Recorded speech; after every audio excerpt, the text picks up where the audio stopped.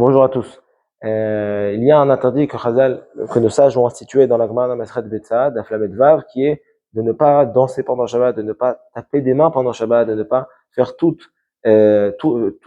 taper sur la table pour pouvoir faire un rythme pendant Shabbat, pour pouvoir faire une sorte de musique euh, pendant Shabbat. C'est un interdit.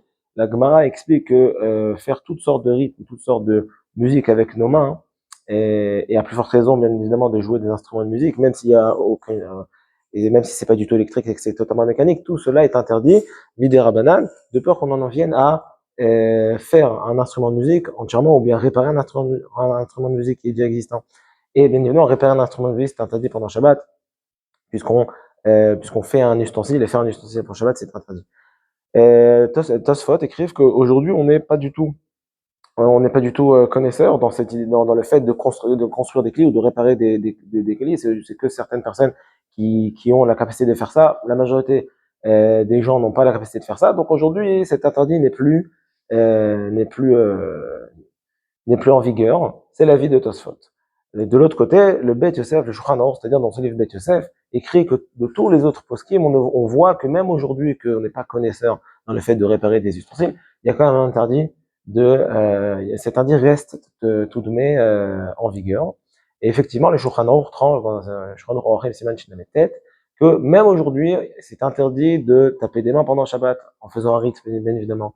Faire un rite en tapant des mains, donc en tapant sur la table ou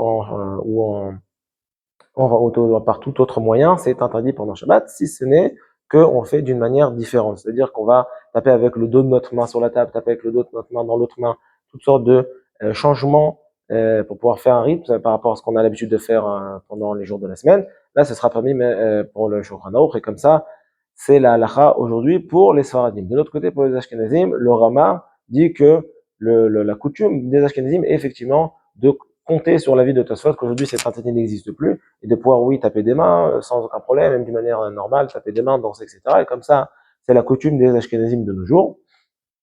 Malgré tout, le Mishnah Berurah écrit que même pour les Ashkenazim, si on parle pas d'une joie de mitzvah, joie neutre, on va dire, c'est quand même tout de même bien, quand même, malgré tout bien de faire attention même dans ce cas-là. Voici les halachot. Et le dernier point aussi, c'est, par contre, c'est vrai, de chanter avec sa bouche sans faire aucun rythme. Chanter, il n'y a aucun problème puisque je ne fais aucune action. Pareil de siffler, pas seulement pour appeler quelqu'un, mais même siffler pour faire un rythme, vu que je fais aucun rythme avec mes mains, il n'y a aucune raison que j'en vienne à réparer un ustensile. Donc, selon tous les avis, ce serait permis.